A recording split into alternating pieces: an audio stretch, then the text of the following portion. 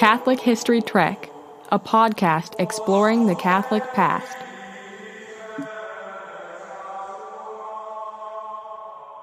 Franciscans, Jesuits, Theatines, Passionists, and Mercedarians, all religious orders Kevin and I have covered in various episodes of Catholic History Trek, as well as Benedictines, Camillians, Trappists, Trinitarians, Marianists, and Servites, who have been briefly mentioned but have not had their own episodes yet. But there are still many religious orders who we have not yet covered. One such group are the Norbertines, who were, at one time, perhaps as popular throughout Europe as the well-known Franciscans, Dominicans, and Jesuits. So, who are these once prolific Norbertines who predate the Franciscans and Dominicans by a century, but have fallen into relative obscurity? In this episode of Catholic History Trek, I'll be looking at the life of Saint Norbert and the religious order he founded, commonly referred to as the Norbertines. Norbert was born at Xanten, Germany in the year 1080. His father was the Count of Genep and related to the Imperial House of Germany and the French House of Lorraine. Norbert was ordained a subdeacon and appointed a canon at Xanten. And you can hear more about the history of the subdiaconate in our Catholic History Trek episode on the minor orders. As for a canon, that just means an ecclesiastical person who lives as a member of a chapter or body of clerics. Soon after ordination, Norbert was summoned to the court of Frederick, Prince Bishop of Cologne, and later to the court of Henry V, Emperor of Germany, where he served as almoner, officially distributing alms to the poor. If you're wondering why Norbert was only ordained a subdeacon and not a deacon or priest, his acceptance of holy orders and the position of canon were merely formalities to facilitate his success in the royal courts. He allowed himself to be carried away by a life of comfort while avoiding the hardships of reality and with no real pursuit of sanctity in his life. He even refused the bishopric of Cambrai when it was offered to him. Apparently, life was too good on the emperor's court.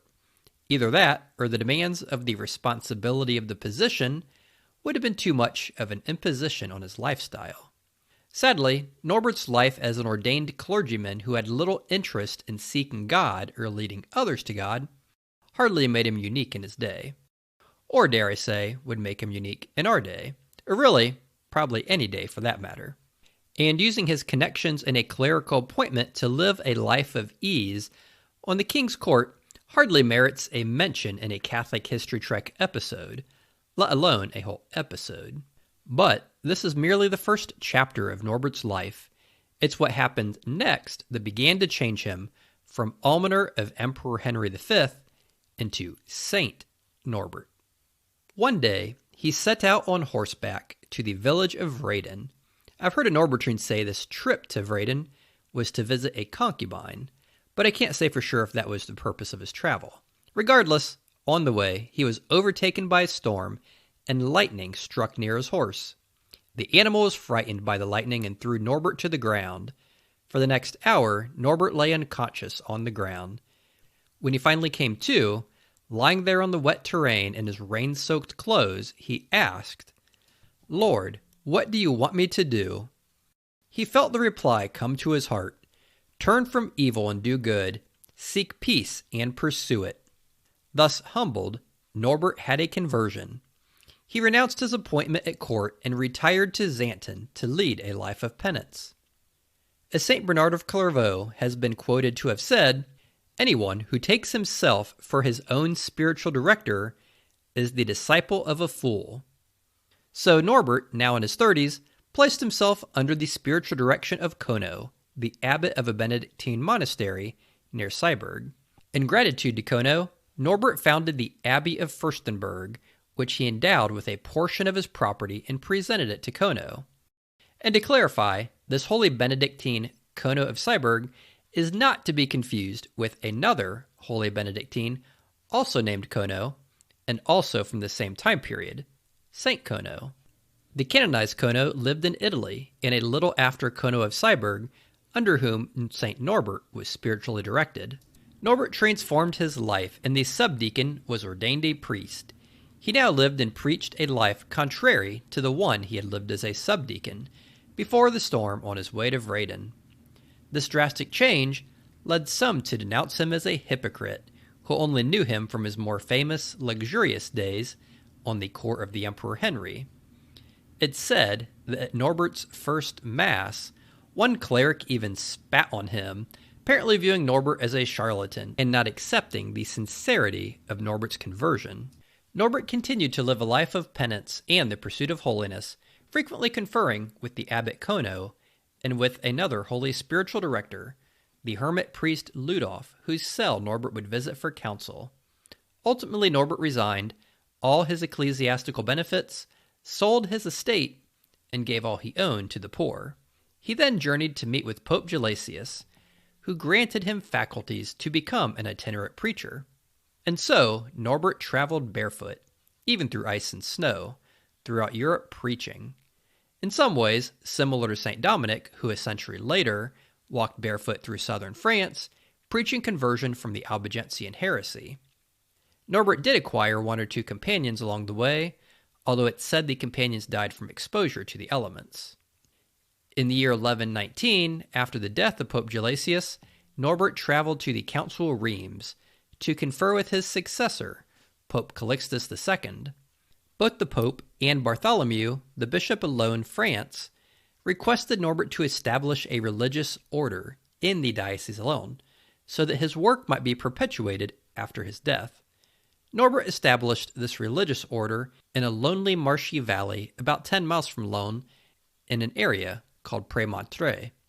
This new order grew rapidly, and bishops requested Norbert to found new houses in their diocese as well. While passing through Wurzburg, he restored sight to a blind woman, leading the inhabitants to speak of electing him, the successor of their bishop who had just died. In response to such talk, Norbert and his companions fled secretly to avoid the episcopal appointment. Soon after this, on his way to Ratisbon, Norbert passed through Speyer, where Lothar, king of the Romans, was holding a diet, or council. Deputies from Magdeburg had come to the diet to solicit a successor to their late archbishop. King Lothar and the papal legate, who was present at the diet, used their authority and obliged Norbert to accept the vacant see at Magdeburg. There was no chance for a secret escape this time, and Norbert was appointed to the see. On taking possession of it, he quickly identified two huge problems facing the archdiocese. First, much property belonging to the church and the poor had been usurped by powerful men. And secondly, many of the clergy were living scandalous lives, essentially living how Norbert had lived years earlier before his conversion. Norbert succeeded in converting some of the transgressors, but others only became more obstinate, and as a result, 3 attempts were made on his life, which wasn't an uncommon practice for sinners to attempt to kill a cleric preaching repentance and conversion. If you heard our Catholic History Trek episode on Memento Mori, this is how Blessed Giovanni Ancina Giovenale died, poisoned by a monk who was angered by Giovenale's rebuke of an affair the monk was conducting. About 15 years after being made an archbishop, Norbert became involved in a dispute between the pope and an antipope. An antipope, if you're unfamiliar with that term, is essentially an individual who claims to be the pope, although for various reasons was not validly elected to the papacy. In the 1130s, after Gregorio Papareschi was elected pope, taking the name Innocent II, Pietro de Leone emerged as an antipope, taking the name Anacletus. The antipope had the support of the people in Rome, especially the rich and powerful. And the actual pope, Innocent II, was forced to flee the Eternal City. Norbert was able to prevail on the court of Emperor Lothar III to support Pope Innocent II. Norbert wasn't the only churchman who supported Pope Innocent II, but also the Cistercians and the monks of Cluny, among others. With the real pope supported by both secular and religious power, Pope Innocent II traveled to Rome with Lothar and his army, who came to ensure the pope could take his rightful place on the chair of St. Peter.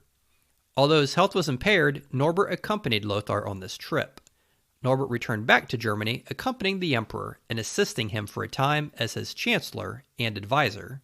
But by 1134, Norbert had become so feeble that he had to be carried back to Magdeburg, where he died on the Wednesday after Pentecost. By order of the emperor, his body was laid to rest in the Norbertine Abbey of St. Mary at Magdeburg, where many miracles occurred at his tomb. He was canonized by Pope Gregory XIII in 1582. During the Protestant Revolt, it was common for Catholic churches, relics, and other sacred objects to be destroyed by the Protestants, and thus, in 1627, his body had to be moved from Magdeburg to protect it from desecration by the Protestants. It was translated to the Abbey of Strahoy, which is a suburb of Prague in Bohemia. Thus passed St. Norbert, but the religious order he established at Prémontré remained. This order is known by several different names. Officially, they are the Canons Regular of Prémontré, which is where their postnomial initials of O-M originate, basically O.Praem. Sometimes this title of Canons Regular of Prémontré is shortened to Prémonstratensians. Unofficially, they're also called the Norbertines, after their founder, much like how the Order of Friars Minor are often called Franciscans, after their founder, St. Francis of Assisi. And due to the entirely white habits the Canons Regular of Prémontré wear, they've also been called the White Canons. Established in Prémontré, France, the young community first lived in huts of wood and clay, arranged like a camp around the chapel of St. John the Baptist. Initially, they were not bound to any fixed rule of life, as is common for religious communities, but were merely united under the example of their founder. Norbert consulted learned bishops and abbots to seek advice on composing a more defined rule for his order. After receiving mixed advice, it's said that St. Augustine appeared to Norbert in a vision, saying, "I am Augustine, Bishop of Hippo. Behold here the rule which I have written. If your fellow brethren, my sons, shall have observed it well, they shall stand without fear in the presence of Christ on the terrible day of the last judgment." And so, Norbert composed his rule based on the rule of St. Augustine, with some additional works of fasting, abstinence, and mortifications. Additionally, he added pious customs and practices particular to the monastic orders. When it was completed, his rule could ultimately be summarized into the 5 particulars of the Norbertine order, which are Laus Dei in Choro, meaning the chanting of the divine office, Zelus Animarum, zeal for the salvation of souls, Spiritus Iuris Poenitentiae, the spirit of habitual penance, Cultus Eucharisticus, a spiritual devotion to the Holy Eucharist, and Cultus Marianus, a special devotion to the Blessed Virgin Mary, mostly to her Immaculate Conception. With the rule in place, on the Christmas of 1121, his members made their profession in the Norbertine order. Many have noticed over the past 60 years the various Catholic religious communities which have maintained orthodoxy, preserved traditional Catholicism, and kept their religious habits have flourished.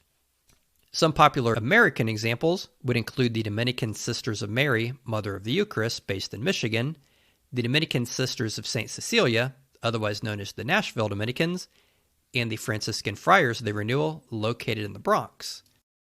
While, conversely, those orders who embrace the secular world over their Catholic roots have faced a serious vocations crisis during that span. I mention this not to make some sort of commentary regarding the appeal of tradition over modernism, but merely to point out the appeal of orthodoxy is not a new phenomenon. Norbert's order, which was a very strict and penitential order, what today might be called traditional, grew very rapidly. The Norbertines drew such interest that both a second order of women religious and a third order were established. The Norbertine Third Order came about when a man named Theobald approached Norbert wishing to join their religious order. But the saint insisted that God instead wished for Theobald to marry. Theobald consented, but requested that Norbert prescribe a rule of life for him. This rule of life became the Norbertine Third Order. As an aside, it's said that Theobald also requested Norbert to help him select a suitable wife. St. Norbert has been called the first to conceive of the idea of a third order, as a state of life midway between the cloister and the world, such that a religious order could penetrate into the Christian home. After his death, the Third Order was imitated by other founders, especially St. Francis and St. Dominic a century later. Unfortunately, after a couple centuries of rapid growth, their success led to their downfall, as many of their religious communities lost their spiritual fervor and were no longer led by the spirit of St. Norbert.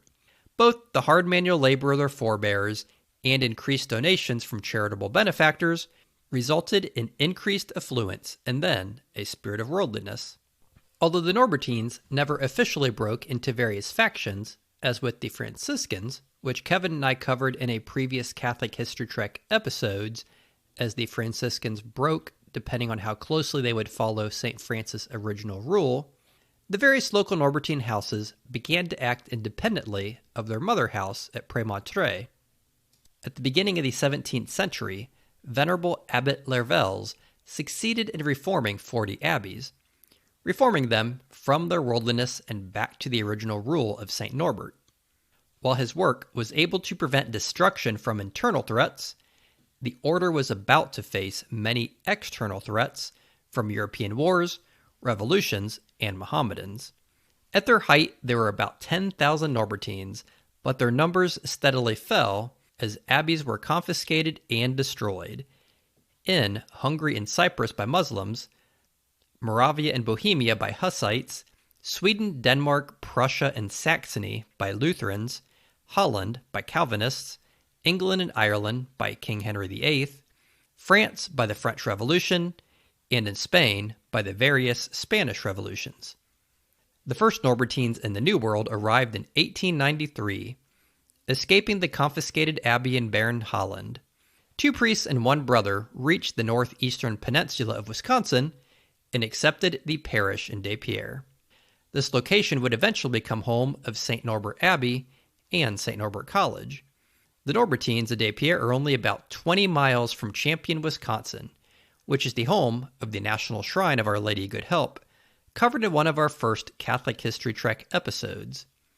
Continuing on the theme of persecution and confiscation, in 1950, when communists in Hungary attempted to seize church property, Norbertine priests from a Hungarian abbey fled to Austria, and eventually to Orange County, California, establishing the now flourishing St. Michael's Abbey. Norbertines also have a presence in Pennsylvania and New Mexico.